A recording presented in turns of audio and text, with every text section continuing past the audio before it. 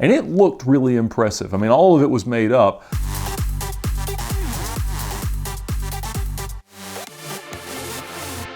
I get a few emails each day asking me about the best educational path to find some dream job in the car business, and obviously there's no prescription for that. There's no set path of how you get most car business jobs. Most are either entrepreneurial or sales oriented, or even the ones with manufacturers don't necessarily require a college degree, and there's plenty of people making $100,000 or $250,000 a year in the car industry that don't have college degrees. They might work more hours than other college educated professionals, but at the end of the day they can make a lot of money. They may not be able to scale their labor as effectively as some other professions, but yes, you can get your dream job without having a traditional resume. Now, that being said, I'm still a huge advocate of going to college. College means a lot of different things to a lot of different people, but it's a great time in your life to take risks. And it's not necessarily about what you learn in the classroom. It's about this window of time where you can experiment professionally, think about your passions, and find ways to pursue them without this accountability to necessarily pay all your bills in the way the world demands of us at any time.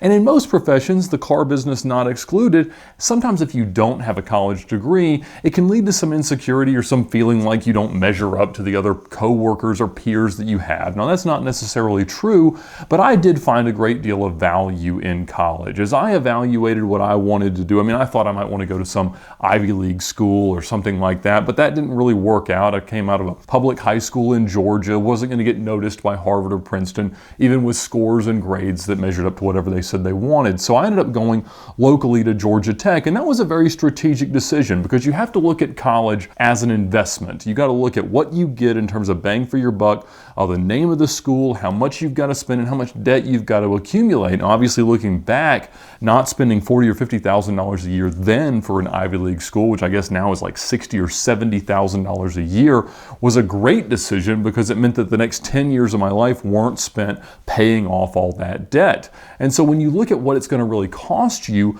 to go to college, certainly there is a gain, but you've got to look at the value proposition there before you really make that decision. Fortunately, there are scholarships and internships and ways that you can make money during college.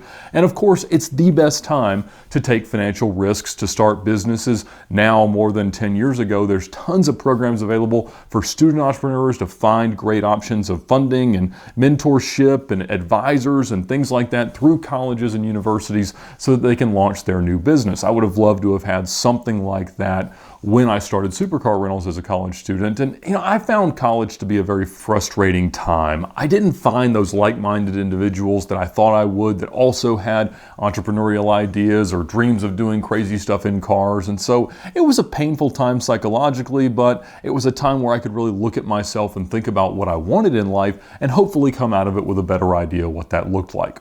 So I was faced at the time with the question that I get asked now: what major do you pick? And as best I could understand it, there were really three different possible paths. The most logical was really mechanical engineering. If you want to be around cars, mechanical engineering trains you in a lot of ways that you might want to pursue. The other was like a business, entrepreneurship, finance path. There's plenty of majors available there. The third option was really to find whatever the backup plan might be and then pursue that while bending it towards whatever ideas or passions you have. In my case, cars. And that's the direction that I went. I actually declared my major at Georgia Tech as a mechanical engineer, but as I went through a few of those classes, I realized that it was way too much work if it was just going to be a resume item, and I really didn't like the ideas of the careers that I was seeing as I moved through the classes in the curriculum. So I ended up changing my major in my sophomore year to public policy, which was a very unknown major and new at Georgia Tech. And most of my classmates, I think there were 12 of us in 2008 that graduated with that major, went on to run for office or run campaigns or go on to law school. And I thought that, if I didn't end up working for myself or doing something fun in cars, that I might go work for the CIA. Not only were most of the classes just on Tuesdays and Thursdays, which left me a 4-day weekend each week to run my business, but also all the classes were sort of taught in order and not offered multiple times per week. And like most liberal arts curriculum, your grade was generally based on a specific paper for each class. And so you'd take some quizzes and tests, whatever, but most of the grade came from this final essay. And we all had to pick topics, and I chose alternatively fueled vehicles. Something obviously, as an exotic car enthusiast, I hated, but it were related enough, at least tangentially, to my interest that I could pay attention and deal with having to write about it. And so I did a lot of research over these papers and kind of building them through the classes, and then you turn one in. And each class would pertain to political process or bureaucracy or balance of power or different governmental styles, whatever the case may be. And I would have a new paper due for each class. Now, most people chose a new subject area for each class. That's kind of what made sense, but that was not an explicit requirement. So since I had different teachers, I would just use the same paper, twist it towards the new class curriculum, and just keep turning it in over and over again. And as it improved, it became a pretty formidable little paper. I even ended up turning it into 2 professors twice since they taught different classes and they never really even noticed. My classmates kind of caught on because they were having to peer review the same paper over and over again, but they noticed that each time it got a little bit better. Of course, along with the submission of each paper, I had to give a presentation. And that was really my favorite part, and the part where I found the most opportunity for personal growth in college. I mean, people look for the best ways to learn to speak, to convey ideas, to create a persuasive argument, and that really comes from experience, just finding the chances to write down your ideas and then sculpt them into a presentation and then practice enough to be able to present it to someone else. And I learned a lot through that process, particularly since I was given the same presentation really over and over and over again. And I honestly got an adrenal high because as I got a little bit more knowledgeable about the topic, I did a lot less research for each marginal increase in whatever the paper stood for. So I was usually giving presentations and I had no idea what I was talking about, at least in the context of that class. And I loved that. I loved being thrown into these circumstances where I didn't really know what I was supposed to be talking about, but I just started. And I would very deliberately not prepare for these things because I enjoyed so much being able to stand in front of a critical audience, both in my peers and in the professor, and try to convince them that I had a clue what I was talking about. And so for each of these papers and each of these presentations, I would just make up all the stuff. And then I would Google the first sentence of a few paragraphs and find some citations and use those as sources to back up whatever I had made up and said. And generally it worked quite perfectly. I got pretty decent grades and kept a good GPA, which at Georgia Tech is a very challenging thing to do. And I got all the way to the end of the degree and had my senior thesis due. So obviously I'm going to pull the same paper out again and make it a little bit better. But at this point, I was 3.5 years of work into a paper that I was supposed to do in 3 months. So I got this idea that I would build an equation that very specifically defined the real cost of every human vehicle mile driven in the state of Georgia and hopefully reinvent a tax policy that spread the burden out more equally. I had just paid over $15,000 to register the Lamborghini Gallardo I bought for supercar rentals, and I didn't like that. I saw that Priuses and all these newfangled alternatively fueled vehicles and hybrids were getting these new tax incentives, and I realized that that really didn't help distribute the cost fairly amongst the people that were using the roads. And so I looked at what variables I could find some data on, and there were things like corporate average fuel economy standards and different road use and cost of infrastructure and things like that, and I just blended them all into an equation. Now, of course, I had to make up all the coefficients to make the numbers make sense and just really backed into something that was about commensurate with what the Georgia transportation budget was. And I used a lot of different data sets, not very well, and I couldn't do any of the statistical work because it was just beyond what I'd learned or cared to pay attention to.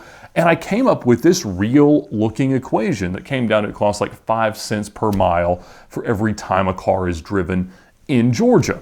And it looked really impressive. I mean, all of it was made up, but it was based on so many things that seemed valid that it worked really well. So I go into this highest stakes presentation that I've had, my final senior thesis presentation, and I speak to my classmates and my professor, and over time I just see them start to nod, and then I see the professor start to nod, and I can tell that it's working. And I sell this idea of this crazy presentation for this crazy formula that I've somehow created, and they're just overwhelmed because obviously the breadth of research looked to be so much more comprehensive than would have even been possible in the time allotted that it went over great. And my professor on the spot invited me to present it at some academic conference of other automotive transportation people, but obviously I was going to stop while I was ahead, take my A, and move on out into the real world at that point. But it was so much fun to me to get into those high pressure circumstances, convey an idea, and hopefully achieve a pretty good result. And in this case,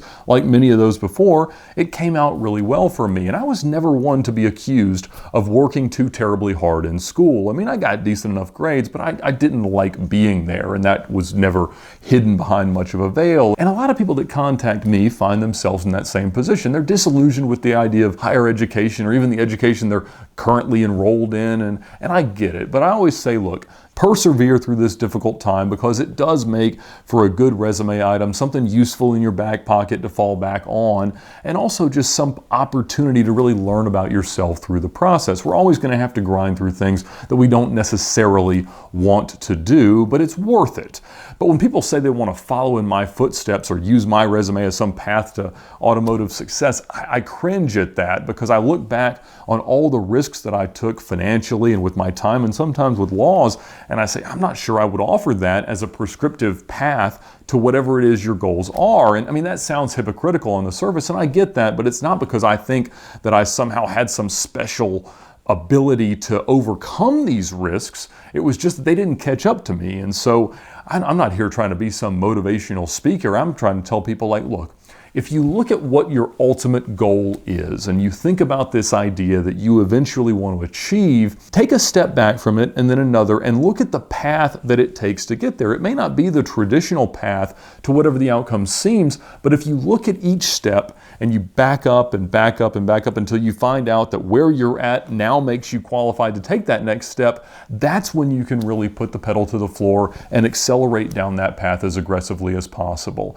And when you find that perfect goal or that perfect dream job and you find that path to get there, my hope is that you do so as efficiently and fast as you possibly can. VINwiki is proud to be partnering with Mobile App Hero to continue changing the way we look at documenting automotive history. We're working with them to bring updates to our mobile and web-based app, so stay tuned to their social media and ours and keep telling the stories of all the cars you love.